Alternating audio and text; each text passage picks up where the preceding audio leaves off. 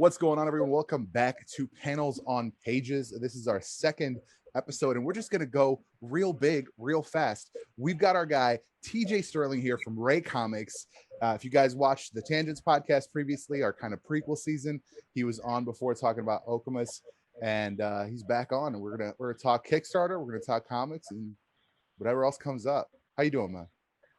I'm absolutely fantastic, and I'm just happy to be able to jump from the Tangent podcast to this one with you, this brand new endeavor. So I'm just happy to be here, man. I'm looking forward to talking about all this cool stuff that we have going on in the comic book world right now. Dude, it's huge. It's huge. It just feels like the space is getting so big. There's so many people. Like I was telling you before, I'm on TikTok. I'm in like the comic book side of TikTok. So I see a lot of these people that are like, I just started reading, and they're like, I just got my first comic. And I'm like, that's, man, to have that feeling again. Like I remember getting my first comic, to just be like aware of that in a society where there's just so many things to check out. You know, like when I got my first comic, the like main stuff was Saturday morning cartoons. It was the X-Men animated series. It was Spider-Man animated series. You know, Static Shock was on the air. Like that was my like media. These guys had, you know, all these people starting up. They've got the MCU. They've got the, you know, the Snyder cuts and all this stuff. They got a Static movie coming out. Like, I'm jealous. I'm jealous to like be introduced to the world in that way, you know? Yeah, it's pretty wild, man. I think when I first started collecting comics, there was really, just like you said, the cartoons on TV and then comic books, and those were the two outlets in order to like absorb superhero fandom. And now it's like you can get it on multiple platforms, you know, animated, you know, movies, film, TV, live action, whatever. You can get it in so many different places. So, you know, it's interesting to hear people say, yeah, this is my first comic book. And, you know, when you can be a part of that experience, you know, for them or with them, and, you know, there's so many other distractions, it's like a really special moment. And it might be something they'll never forget. Yeah, it's like a really cool time to be a comic nerd, honestly.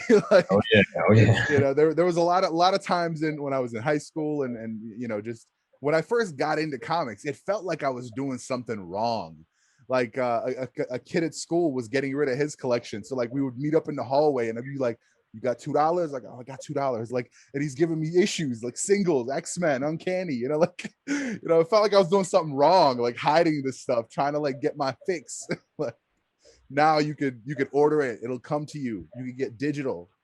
Like, No, I mean that's what it was, man. It's like, you know, I had very fun conversations about what mutants could do what, and, you know, power levels and trading cards, and that was all like backdoor conversation, you know what I'm saying, in science class, you know, in middle school. So, and now it's like you have everyone talking about comics, like everyone, you know, the jocks, the pretty chicks, you know what I'm saying, like the goths, everyone group talks and loves comics, which is really kind of cool, man. It's permeated in every part of all culture. So it's just an exciting time to obviously be a nerd, but also to be a creator of comics. 100%, for sure. 100%. There was I was recently on a podcast that won't even be coming out till October. They're like front loading so hard, but that we were talking about how back in the day, in like the 90s, there was all these ads for these like no name, like you've never heard of it. In Wizard magazine, they got like a little corner ad spot on like the 500th page or whatever, you know, like they got the look, and you're like, I wonder what that's like. And you knew you could never get it. Like there was no way for you to get it. You had to go, like, this was the early days of the internet, so you had to go to some sketchy website, like, I don't know, you had to call, basically, like there was a phone number, like, call us to order yours, and you're just calling some dude. Like, Yeah. No, I mean, that's the beautiful part about Wizard magazine, man, which I loved back in the day, because you could really find some cool stuff. And I was such a fan of indie comics back then, man. I mean, anything that Image did, I loved. Anything from the Image creators, anything I could find and get my hands on that was different. I was all about that life, man. I just enjoyed the discovery of outside the box stories. I mean, I had already known, you know, Marvel Comics, DC Comics, they had been around for a long time. They had, you know, their universe that everybody knew in some shape or form, but there were so many other people who had cool stuff that I didn't know about. And that's what was just so intriguing to me, to kind of discover that stuff. Absolutely, man. It's so like I'm finding stuff now. Like there's a trade somewhere behind me. Obviously, I've got a bunch, but there's a trade that I came upon just like at a half price books. Like, you know, it was like a used book. I'm like, oh, this looks interesting. I picked it up, and it was like volume 2. Happened to find on Amazon volume 1. Finally read it. It's like super indie. I don't even think the company that published it exists anymore, and it's Yeah. like a really interesting story. It's based on like Eastern European like mythology, like this like a super kind of weird vampire story. But I was like, this stuff was everywhere. People were doing all of this stuff. There's a bunch of stuff from that era that's now kind of coming back. Like I saw a comic book at a convention. It's called The Resistance, and I was like, I know these characters. Like I've seen these characters before. Like, how do I know them? And then I was going. This shelf has a bunch of my like one-offs and like weird ash cans and stuff. And I'm going through those books. I just flip through them every once in a while. And I was like, holy crap! These guys have been in the game since 1994. Mm-hmm. Like, and they're still around. And you know, they like rebranded the comic book a little bit. They redesigned it a little bit. But like, these are the same characters. It's the same premise. Same ones. I was like, that's so crazy. Dan Fraga. I don't know if you remember back in the day, there was a book called Black Flag. It had like one issue. I think it was under maybe under like Homage Comics, or maybe under Extreme with Liefeld. But like one issue ever came out in like a Zero or whatever Ashcan thing. I have those books. I always thought it was like it's like a super hardcore military thing. I always thought the art was really cool. It looked really interesting, but like nothing ever happened. It was just Nothing those two ever issues. happened with it. That's wild. And he's making it now. He's bringing it back. He's crowdfunding it. I was like, that's brilliant. I mean, that's the beautiful part about comics, man. I mean, life does happen. We're all adults here, so I mean, I totally get it. I mean, I think when you have done more than one comic book, people look at you in a different light. You know what I'm saying? Like, well, no one really takes you all that seriously after one issue because they know that people can drop off. That's just Right. how it works, man. But yeah, I that's cool. But I'm glad he took some time to bring his old IP back, and I've got so many great ideas. I want to make sure that I get all of them out there, before I can't. That's For what the sure, name of dude. the For game is. sure. That's why to kind of segue a little bit. But recently, in issue 2 of the Catalyst magazine, I featured a short bit of the Zero issue of Okemos, which was just meant to promote you. Like the whole magazine is meant to promote indie creators, and uh, that I did that magazine because I was like, I'm also gonna include prose, so like not necessarily comic book writing, but then there was part of me that like, oh, I want to draw, like I want to make visual art still. Like I'm not at your level. I'm not at any kind of production level, but like I like it. I enjoy drawing and creating visuals. So I was like, well, what I could do is why don't I just make like a story and I could like illustrate a page of it. Like one of the paragraphs, I could be like, this is what that looks like in my head. And just make that image. So that's what I did in the second issue. I That's created an cool. image of this like dungeon that this dude was being kept in. And that's all building up to like a comic book series that I do one day want to put out. But it's one of those things where I was like, I need to get this out of my head. Like if I'm just constantly saying I'm gonna one day put out this comic, I'm never gonna put out this comic. But if I build this universe with this story that I'm writing now, doing chapter by chapter through this magazine, I'm gonna have that motivation. Be like, go back and read it and be like, this is pretty dope. Let's go to this next chapter. Let's put out this comic. Like you have that kind of motivation for yourself when you get a part of it out, when you get like a little bit of that idea out, you're able to kind of actualize more of it. I mean, that's what it is, man. I mean, your mind, your creative energy has birthed something in you, and it's like you have to deliver it in order to move on and birth something else. You can't have the bun in the oven forever because then it just, spoils, as they would say, or it just, ceases to be a bun. Right. But yeah, man, no, that's a great point. I'm glad that you're doing that. I absolutely encourage just continuing to just write stuff, even if it's not being illustrated. If you're writing, I have a lot of friends who wanted to draw stuff, but they were like, okay, I have all these great stories ideas, and they became novelists. And it's a powerful thing to just again write and world build without pictures, because sometimes you don't necessarily need that. So I mean, I encourage it, and that's really cool to hear that you're doing that. And it's so much fun. It's one of those things that you don't realize like how much you have in you until you start doing it. I had this, the idea is this like little prequel story, kind of like how this, it's like a mercenary group and how they get discovered and like kind of brought out into the light, if you will. Is this like is like a financial thing. There's a dude in Congress who's like, where's this money going? Sends a guy out to do the research, and essentially this guy comes back and he's like, you won't fucking believe what I found. And that's the story I'm writing, this little prequel of like this dude kind of trying to figure out where this money's going, like this, organization that has been, getting funding from the US government, but nobody fucking knows what it is. So That's this whole thing, and I started writing it, and I was like, well, he's going to get captured, and then the next party is going to go and he's going to visit the person who's got that information. Then he's going to, but then as I started to write the second part, I like started getting way more descriptive and building out this whole like just him getting out of being captured became its own chapter. Like I didn't plan that. My plan was to write the next chapter where he goes and sees the guy with the stuff.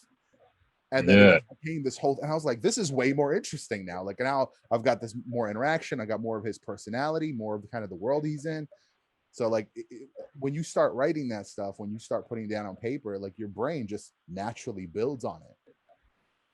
It's powerful stuff, man. And I definitely think that there's quite a bit of interesting things that happen in the government when it comes to finances and money. So, I mean, I'm already intrigued just by hearing the initial rough recap of what that is. So, I mean, definitely, man, continue to expand on that. Keep the wheels going. I'm absolutely all for that. Absolutely. I wanna make it a real thing. And I think that another big factor for me has been that there's no need to kind of like limit yourself anymore. I think there was a period in time when to get a comic book out, you had to have a 22-page story, and you had to go to a print shop and order 1,200 copies for it to make any sort of financial sense, and then you got to sell them at $4 or $5 a pop just for you to break even and put it in some hands. Now it's digital. Like I had a like an outline of the first comic book like run, and I wrote it originally. The outline was written out, super loose, like bullet points, as 8 issues, 22 pages a pop, like a maxi series. I Yeah. was like, we're gonna do this. I put myself to the task, and I was like, I'm gonna start writing this script. I'm gonna write the script. When I have the script, I can then shop for art. Like I can find an artist that will work with this. And then I got to like page 3, and I'm looking at it, and I was like, I had plotted 3 pages of exposition. I was 3 panels in, and I had gotten all of it out. And I was like, I could stretch out exposition, which is boring as shit. But then I'm sitting there for like 3 days. I'm staring at it. I was like, well, what do I like? I'm missing 3 pages. Like, what do I do with this? And then it just kind of like became this idea. Why does it have to be 22 pages? Why do I have to fit into this mold that is no longer relevant? Like, if you don't want to write a 22-page book, you don't have to. You could write a 40-page book and put that out as a single issue, and that's not like a special event. You just decided to write your story in a 40. I ended up doing a 10-page solid tight script, and I was like, I fucking love it. Like, All you need, man. Like, and if it resonates with you, then that's all you need. and yeah, so that's for me. I'm like, we gotta embrace these new environments. I mean, like you look at something like webtoons and tapas. People are doing panel by panel comics, and different format, and all this stuff has changed. Because I remember web comics back in the day, it was a horizontal format. You went to a website, you click next, like it loaded a new page. Like there was a whole specific format, and that ran for a while. And now with these webtoon apps, there's just a whole different way to interface with this stuff. So Absolutely. you can make a really interesting story on script. It'll be a 5-page story, but you get 10 minutes out of the interaction in an app. You can get people reading and looking at the art and whatever. It's just a whole new era, and I'm just super excited about it. I mean, that's cool, man, because really, there's no real limitation in terms of how the art can be rendered through a digital platform. And it's just cool that you're thinking in those terms, because I mean, there's really no limitation. There's nothing that you can't do with it, which really makes it exciting, man. So like I said, I'm waiting to just see my inbox light up with, here's a link to the project when it's ready. So you got to keep me posted, man. For sure, for sure. Well, the first 2 chapters are in the Catalyst magazine. That's the Catalyst.digital. And then I'm putting out another issue next month. That's going to be my all Kickstarter issue. So everybody I'm going to feature is going to be somebody I found or followed or supported through Kickstarter. So I'm just super excited. That's mostly been who it's been already, because that's where I get most of my comics from, man. It's digital, because a lot of you're doing singles. I don't have space for singles. This is where my books go. So I get digitals, and then when things go to trade, I get trades. So, I paid you ahead for the 6 issues of Okamus, but when you go to trade, I'm buying the trade too, because that's got to go on my shelf. You know what I mean? Like that's where I'm at. I very rarely, let me rephrase that. I very rarely come upon physical comics, or come upon comics that just I never heard of in the wild. The one exception recently, and I won't say recently, the floppy that I found, I don't even know where I got it.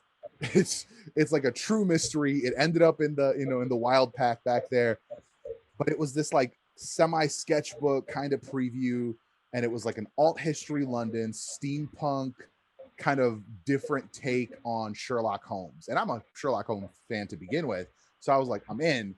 And it was like kind of Sherlock Holmes, if he was a woman, and just it's like the punk scene, and I don't know shit about punk, so like just that universe, like I'm learning everything about like just punk in London in the early 90s, late 80s. Like it's just like a whole different thing, and I loved it.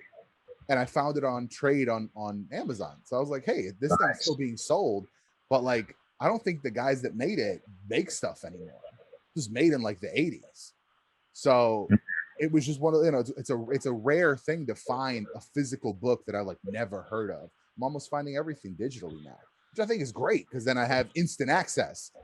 That's how I came across. Oh my god, unlimited space, man. Like I said, I've been collecting for almost 30 years, so it's like I don't have any more space. So most of my stuff is digital now, unless it's a trade that I have to have.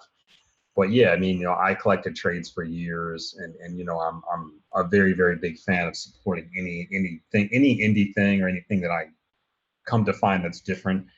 But yeah, I hear you, man. Digital is the way to go right now, for sure. Yeah, absolutely, and especially for singles. I like. I don't know if you know Comfort and Adam. They do the uniques. I saw them at a convention. I bought prints from them, and they were like, "Oh yeah, we got our own comic too." So like that got me into their shit. But it's kind of like a really interesting take, kind of like a Teen Titans-esque book, but really cool. Super, like a big fan. I bought like the original trades they had. They actually remastered the whole thing, like different pacing, and redid all the art, which is wild. Nice. Like they had like 7 issues out already, and they redid all of them. And I was like, that's crazy. You guys are wild. But that's cool. It's super cool and stuff, but like they publish on, I think, Webtoons, and then they print out trades. And I was like, that's perfect. Like that's what I feel like that's kind of what the new model needs to be. I think there's definitely still a space for singles. I think a kid walking into a comic shop, like a $20 trade is a big price tag, and it's one thing. But if you give a kid 10 singles, it's the same amount of money, but you can expose him to so much more content, so much more media. That's correct. Spread it out over time. I mean, I'm totally with that, man. That's I think that's kind of how I started it, because I didn't really buy trades seriously till I became an adult. But single issues was just normal, because it's like this is what I've got in my lunch money. Yeah, exactly. I have ramen noodles and then this comic book for lunch, and that's pretty much it. That's exactly, and that's I think it's I don't know, man. I'm afraid for comic shops. I fought tooth and nail last year when everything shut down. I was going to my guy. I was like, dude, pick like 3 trades off the shelf for me. Like I'm keeping you in business. Like I don't like I've never heard of it. Put it in my box. Give it to me. I'll buy it. Like I don't know what, whatever. I ended up buying the whole Lock and Key run from him.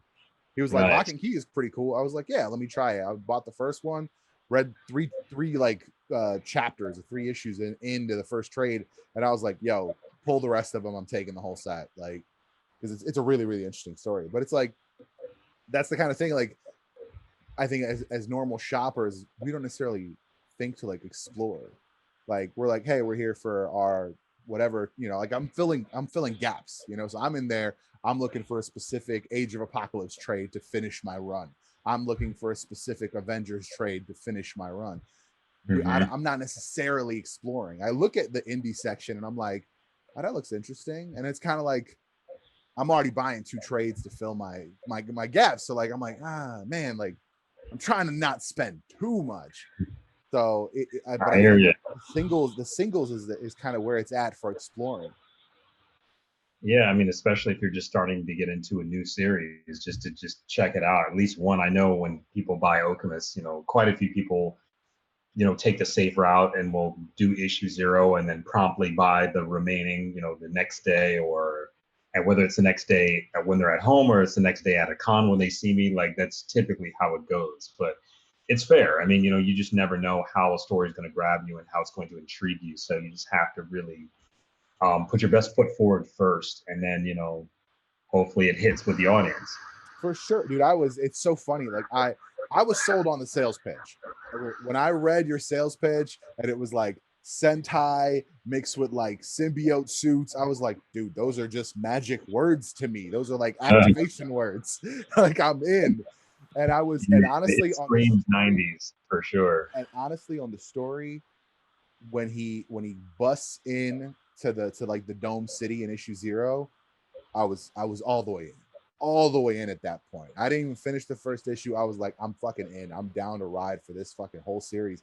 And that's why I haven't read the first 4, because you told me it's gonna be 6, and I was like, I'm gonna get to 4, and I'm gonna be like, give it to me, like.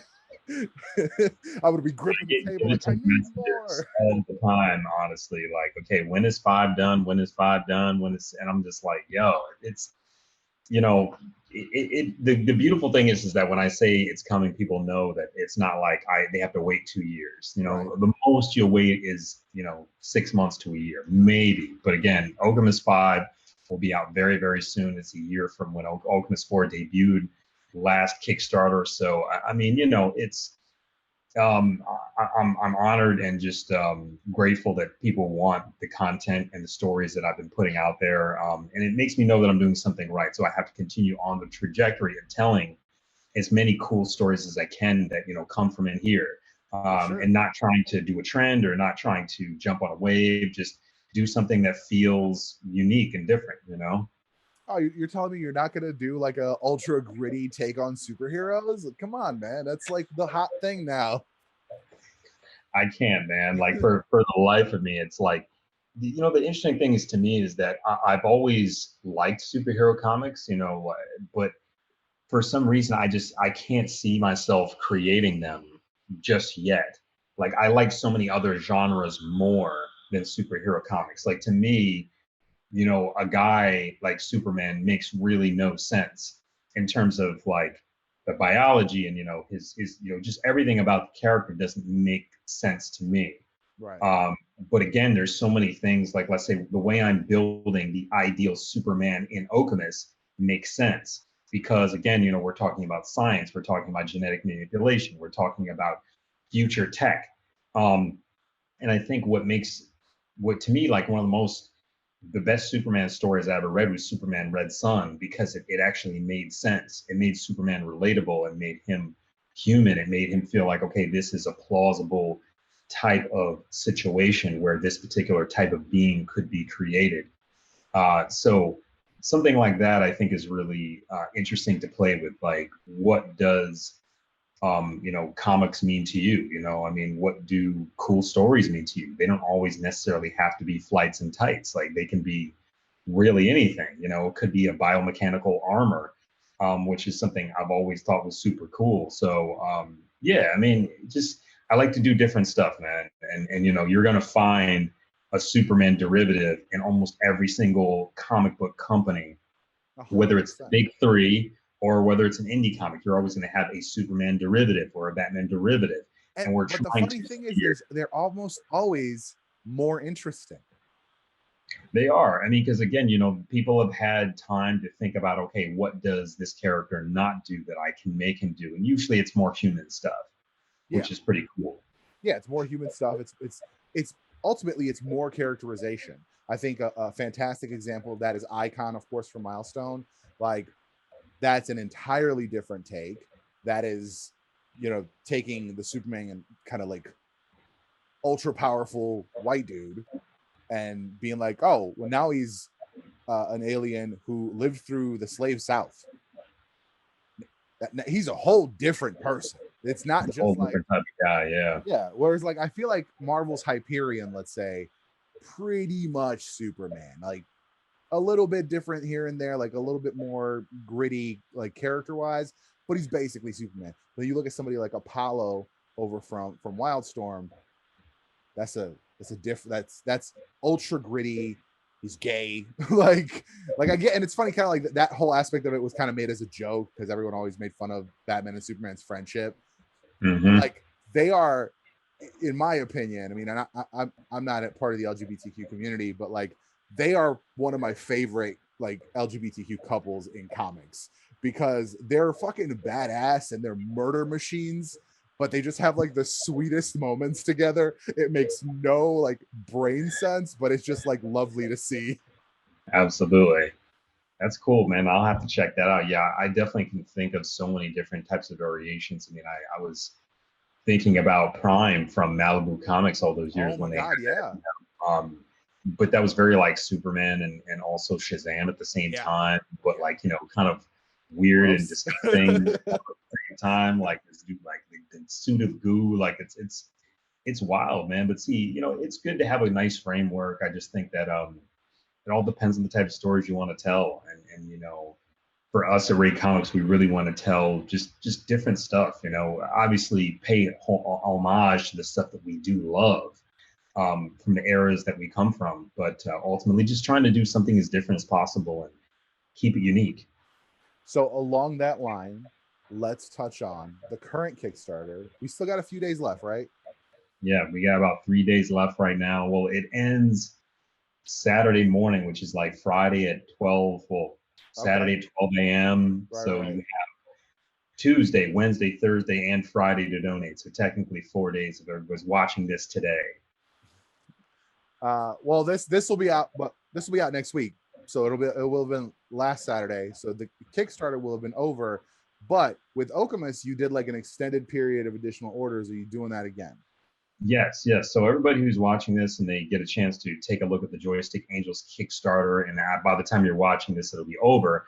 But you are absolutely within your right to send, you know, shoot me a line, you know, drop me a line, shoot me a DM, say, hey, I want to get on this comic book series with the Kickstarter perks. I will absolutely honor all of that for you, because I want you to have the story. I want you to check it out. And you know, during that time too, we're still going to be in like the final processes of just putting the orders in for printing and all the other good stuff. So we've got quite a bit of work to do, and there's a 2 week grace period before all that begins. So you've got plenty of time. That's awesome. So yeah, I like that. I thought that was a really cool thing you did with your first Kickstarter. This is wild that this is your second Kickstarter, blowing it out of the water again, like as expected. Like you came in Yeah. super hot with the first one, but that's like you said, it's not a question of am I going to get this product. You are, you know, with Okamus, you are 4 almost 5 issues in now. You have a track record. You are show improved. So you showed up and said, hey, I've been doing this. I just need a couple dollars to get this printed. People were like, yeah, let's fucking go. Like, Yeah, I mean, honestly, man, I appreciate you saying that, and I'm grateful to everybody who's donated. I mean, the first Okamus Kickstarter campaign, our first fundraising, you know, campaign on Kickstarter was really kind of mind blowing. I think the timing was perfect, the climate was perfect. There was a lot of great projects on Kickstarter at the time, but you know, there was a lot of people who hadn't seen me in almost a year and a half because of the pandemic. So a lot of folks wanted to get in on, the excitement of this campaign. And just like you said, we've been doing this a while, and we do regularly publish great content. So same thing this time around. Joystick Angels, our newest Kickstarter campaign, is a totally different type of story. It's a sci-fi YA space opera series centered on 5 young pilots who are tasked with saving the universe from an evil alien empire. So if you do like, the Star Wars Rebel type, vibe, if you like Star Trek, if you like, Star Fox and Gradius and all these old school shoot 'em up video games and the arcade era of the 80s and 90s, you're going to get all of that same vibe and that same type of thing with Joystick Angels, this new book. That's fantastic. I love to hear that. When you tell me it's 5 pilots tasked to save the universe against the evil alien empire, I'm getting some Voltron vibes. Are there any transforming jets? Not at the moment. And people keep asking, will your jets transform? And, I'm really, I'm really tempted and kind of, I'm very, very tempted to do that. And some issue within this 6-issue arc to like have them transform their ships into some big machine and do like a very Voltron-ish Power Rangers type of thing. I'm very, very tempted. I don't know. The jury's still out. So I'm not gonna say it on podcast because I don't want it on record, but I'm gonna hit you on the side. I have a reference that I'm gonna send you that I think could be interesting, that it might work for you. Cool. I'm with it, man. Yeah, like, I love the big mechs. I love the big robots, and I feel like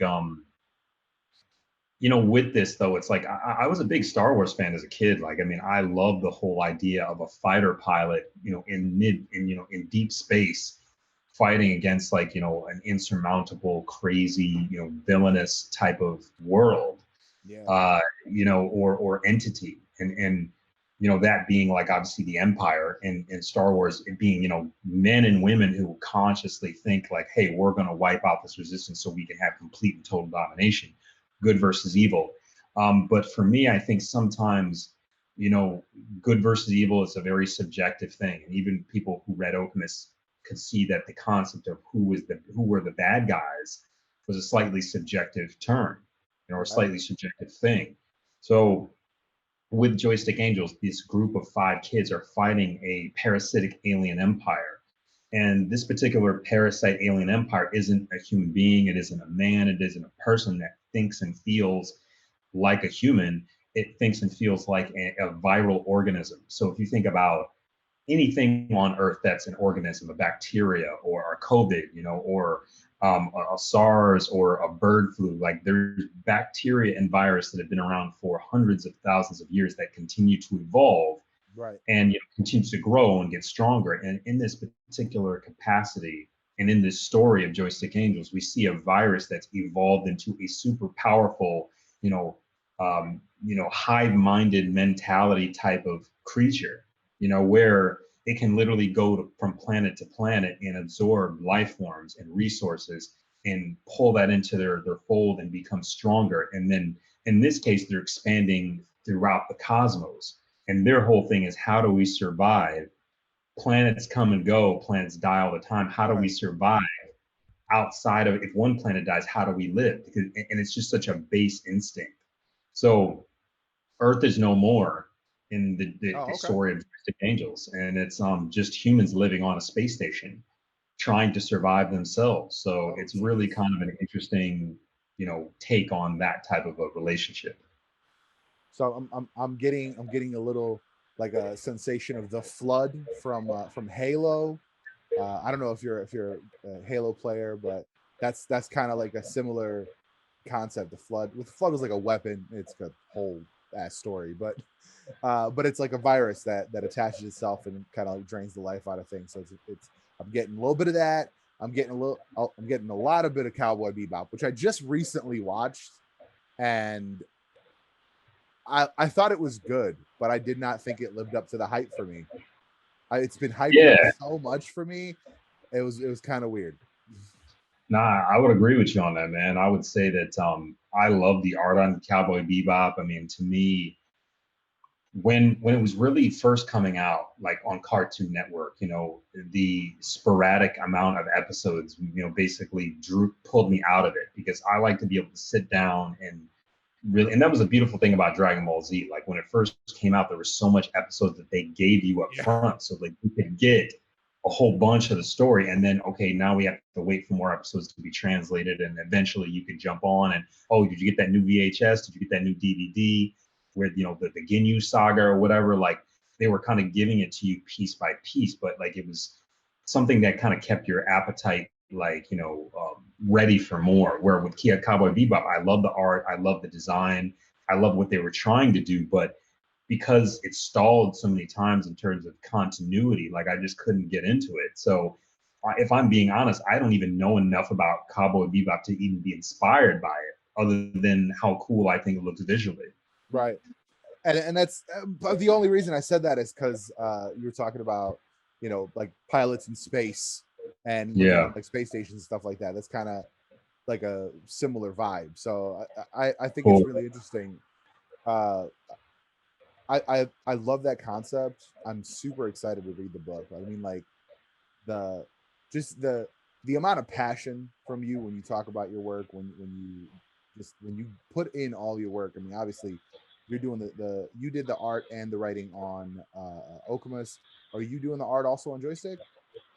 I am not actually. Yeah, on this one, I kind of took a step back from so because I'm drawing Okuma 5 and you know I wrote Okuma 5, you know, and obviously the mechanics of running a comic book company, there's so little time for me to do anything else but the regular stuff. So it's easier for me to sit down and you know come up with a concept, bang out a script, and then you know hire an art team now for various other projects, and that's what we did. So me and my brother's a music producer by trade, who's also a humongous lover of comics and anime and games, because we grew up buying them and reading them together as kids. We co-wrote this story for Joystick Angels, so it's his voice in there, it's my voice in there, and we hired a really cool art team that has a more anime type style because we wanted to give people this idea of it could be an anime or it could be like done in a Castlevania vibe. So For sure. we were thinking along those terms when we you know hired our new team. That's awesome, and it shows. Honestly, it looks fantastic. The artwork looks so good. I'm really Thank you. hyped to see where it goes.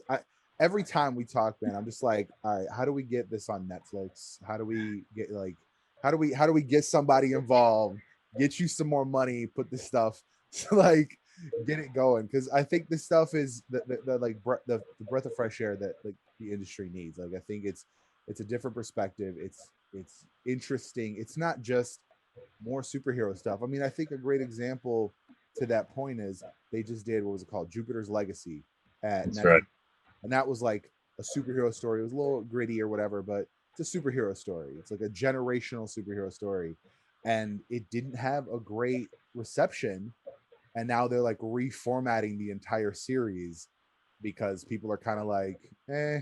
So now they're going to do period piece superhero stories, which then you get to play with more of the period stuff. You know, you set a superhero story in the 20s.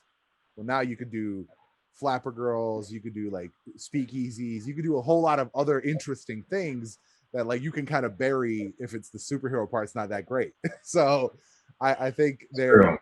like you were saying, superheroes have their place, but the medium of comics has just such a wide a wide gamut of what you can get out of it and what stories you can tell. I mean, like I would quite honestly say before probably before like 2005, I would never once have thought to be like, oh, a comic book about like pilots in space. Not it wouldn't have crossed my mind because comic books in my head were about superheroes. And I think that's what it Absolutely. is for a lot of people. I mean, like I have luckily like I've come across and I've been introduced to so many really interesting things that are so far removed from that. This one right here is called Cairo. Fantastic story, has nothing to do with superpowers, nothing to do with like anything. It's not sci-fi. It's just a great story told through the medium of comics, and I think that's kind of like what a lot of people don't get. Also, a lot of great the movies are told in comic books originally, and then people get them and they're like, "Oh, that was a great movie," and then you're like, "Did you know that was based on a comic book?" And they're like, "Wait, what?" Yeah. I mean, that's a great point, man. I mean, I think, people are rewinding the tape a little bit, they'll realize that, you know, much like, like the Sunday cartoons that, that are now digital, they were in theory, like, serialized, little chunks and pieces of comic books, just like, I mean, Superman was that before it was a fully fledged comic book. I mean, you're talking about seeing pieces of these stories and, eventually taken and put into a format. And that was the beautiful thing about those comics back then, is that they were always different. And I think now we're just in an era where comics are accepted, that the fact that they're different, and you get certain, companies like, Image does a very specific style of comics, like their comics are very, like, far left. They're just very, very different. And I think too, it's just, again, what type of publishing imprint do you want to be? I know for us, we're always striving to just, tell a story that is kind of unexpected, that's a little unique, a little different, and, also really entertaining and fun. And I think that's what really drives us, is just being able to tell those types of stories. I absolutely, man. I think that's a huge part that I don't want to name names, but it's like there are some people, especially I would say majors in the industry, that have forgotten that. There's absolutely something to be said for just having a really good story, really well crafted story, entertaining, engaging, and not trying to do something crazy. I mean, like the majors right now are all kind of centered around these huge events. They're doing, oh, it's death metal, or it's Secret Wars, or right now the whole X-Men thing, the entire thing. They've had 3 major crossovers in 2 years, like for just X-Men, not even counting other comics. It's Mm-hmm. like there's something to be said about just write a good story. Like it's yeah, the shock and awe factor is one thing, and like you can have crazy awesome comics and just super fun, exciting explosions, but then at the end of the day, when the next issue hits, like, is the story good, or am I going to get bored by, because more explosions, more shock, more awe? Like, you got to get Yeah, more out. it's always about what the intention is, and that's why I find myself buying more indie stuff, because the intention and the passion behind the project is much more pure. I mean, they're not looking for shock value. They don't want to, make their main character a Hydra agent. You know what I'm saying? Just Right. for shits and giggles, like, let's mix things up. Like, then they don't do stuff for that reason. They do it because, it's their intention is a lot more centered in, like, how do I make something that's really powerful and say something and have a voice. And that's why I said I love indie comics so much, man. I can't. I've done some work with the big two, and some other indie labels, and I'm really grateful for those experiences. But I just still love doing my own thing more than anything else. It's just much more rewarding. For sure, for sure. And I think we talked last time we were discussing comics and some crazy movements out there about being mad about what happens to certain characters. Uh, the freedom for you to come out and do your own thing and not have to go and draw Spider-Man.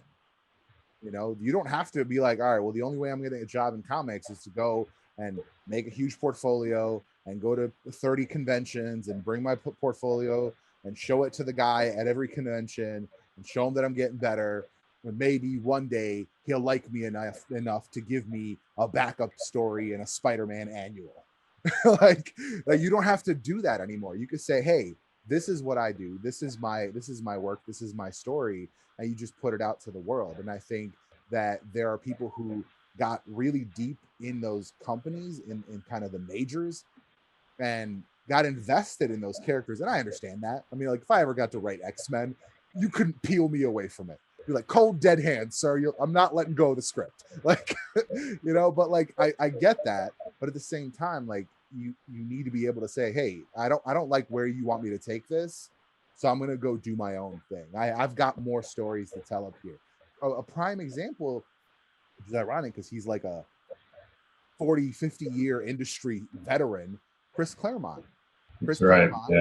They were like, hey, we don't want you to like make changes and act, because what happened, this, I mean, all hearsay obviously, but when Jim Lee came on the book, he found out that Chris had plans to like kill off Wolverine and Magneto was about to die, and he's like, but I wanted to draw comics because I wanted to draw these characters I grew up with. He wanted to draw Wolverine, he wanted to draw Magneto. So then he went to the editors and he was like, hey guys, like this is kind of what I'm thinking for the future of X-Men. They sided with Jim Lee, and then Chris was like, all right, well, I'm fucking out. I'm not gonna write this stuff because that's not what I wanted to write.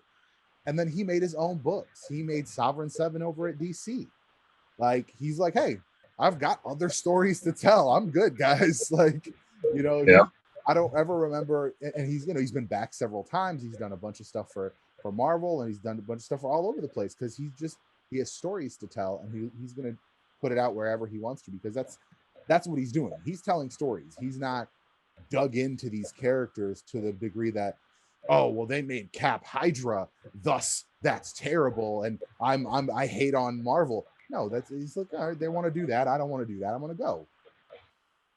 That's why I said you got to be able to have, you know, your own creative flexibility to do whatever you want. That's the beautiful part about the expression of comics. It's such a great industry, man. Like there's just so much that can be done, and that's why I'm just excited to see what the future holds for RAE Comics and just all of, you know, just the new stories that we have coming out, and you know, I'm very just happy to be able to talk to people like you who are just fans of comics and love the industry so much. And I said it's just going to be a fun ride. So I just, you know, I want everybody to just, you know, jump in the back seat and take a ride with me wherever we end up going. It's going to be fun, man. I promise. Heck yeah. Real quick, I'll hit you with the final question. You are one of the brave souls this year that went and did a con or two. I didn't do any cons this year. I am scheduled to do some in July. Yeah. Oh, July. Okay. I thought you were at. Did they do New York this year, or is that in July? New York Comic Con is in October. But yeah, I did some virtual shows this year, but nothing. Okay. I thought I misread that. There are some people that have done it, and I've seen the photos, and I was a little blown away by the fact that they could do it, because every time I think of convention, I'm thinking shoulder to shoulder, like everybody's right here, sweaty people, all that. Right. So I was like, how do you do a convention with COVID? And then, you know, you see the photos, and it's like, oh, for where you would have 8 tables, they've got 2, and it's just like so much space around people. And I was like, okay, I see that. And if you control the you know, the volume of the people coming in, I can see where it would work. But with complete little aside question though, with the mass exodus happening, I feel like there's a mass exodus from both sides of the country. Everybody's like, I'm sick of California, and everybody's like, I'm sick of the fucking rent in New York, and they're just like converging somewhere in the middle. With the mass exodus from New York, you're gonna pick up and get like a studio, bring in some artists, and be the next guy, come from Marvel's next. I mean, you never know, man. I mean, I think the days of having a physical studio aren't necessarily the gospel, if you will. I mean, for sure. A lot of the artists that I have working for me now are in different parts of the country. I mean, I got a guy in Chile. I mean, one of my art teams is in India. One of my other guys is in the Philippines. One of my other guys is in Maryland. You know, like and they all are part of the RAE Comics umbrella, but you know, they work at home. And that's just kind of how it is. And we communicate primarily through, you know, email and Facebook Messenger. So I would love to have everybody under one roof. That'd be really, really cool. But I just don't foresee it happening with what we're doing. But yeah, I mean, conventions, socially distanced, you know, I'll be vaccinated, all that stuff. So, I mean, you know, more cool stuff to come in terms of like stories and books and creative stuff. But also we're going to be very safe with these cons. Best believe. For sure. I was thinking that going forward at all conventions that we should all just get like Sub-Zero masks, or like pick a ninja from Mortal Kombat. We all wear them, and we Had just it all figured have out over masks. there. We all just have masks, and it's like everybody's cosplaying. It's cool, right? It's cool. It's not for safety, but it is also for safety. Like That's right. because everybody gets sick at even before COVID. Everybody was getting sick at conventions because people come in from out of town. They're not taking showers or whatever. Like, it's unfortunate, but it happens. And Yeah, people get sick. You walk uh, out a 3-day con and you're just dying. you do not want con crud to somehow mutate and mix with COVID, because that will be Con crud, I a like problem, to say right, the least. right. It'll be the superhero version, super villain version of COVID. Yeah. Exactly. Well, hopefully that is not the case. I'm so far I'm feeling positive about the way conventions are being done. For the few I've seen that were in person, I'm feeling positive about it. I'm considering going to C2E2 this year. They moved it to December, which is such a weird month to have C2E2. It's super cold in Chicago around that Yeah, time. yeah, it sure is. So it'll The be Midwest is rough, and like the fall, winter time Midwest is rough. But I mean, we'll see. I mean, because I'm thinking about going, so we'll see. all right. Well, if you're going, you let me know. I'll have to be there at that point. We got to meet Yeah, in person. yeah, absolutely. Likewise. I'm excited for this new project, man. I'm really psyched to read it. Uh, when to give a preview to the fans, when might is this a set run series? Is this going to be a 5, 6, 7, or is this like? Well, the first arc is only 6 issues, and we're going to just kind of figure out what the next arc looks like after that. I mean, because I like to do 6 issue cycles, so then it's like once Okemos finishes at issue 6, that's the first arc, and then that takes a small break, and then we get into the Tessina miniseries, and then she has a 6 issue arc. Then hers takes a break, and then we'll get into something like Okemos Dark History, but we'll also have Joystick Angels and a few other titles that are floating around that universe at the same time. So just to kind of give the fan a break from this one universe, give them something new. But I mean, I'm planning on making comics for the rest of my life, and just, making stories for as long as possible. That's what's up, man. I feel the same way. I've always said if I could write my last moments, I would finish a story, write the end, and kick it. There you go. None better. All right, man. Well, I appreciate your time. I appreciate you working with me to get this scheduled, and I'm super excited. I thank you for being my first guest on this new podcast. My pleasure, man. Thank you for having me. I can't wait to read this new book. So Okemos 5 this year. You said maybe August, and then Okemos 6 spring next year, summer maybe. Yeah, I would say right on the spring, summer-ish, like July-ish. I usually like to drop a new book every July, so you'll see Okemos 6 right around that time as well. But yeah, it's going to be a ride, man. You guys are going to love this comic book series, Joystick Angels. It's got its own original soundtrack. It's really a unique body of work that you're absolutely going to love. The art's incredible, story's unique. So, if you're watching this late, visit RAEComics.com, and you'll easily be able to find all the Kickstarter stuff for Joystick Angels on that website. Or if you want to personally DM me, I'll happy to work out a deal with you so you guys can be a part of it as well that way. That's awesome. And I appreciate that you work with people like that. It's not just like, hey man, I'm a fan too. Like, people want something, like, I'm happy to work with them. So please feel free to reach out. That's awesome. Well, sir, thank you again for being here. Thank you everyone for watching, for listening, and we'll see you in the next one.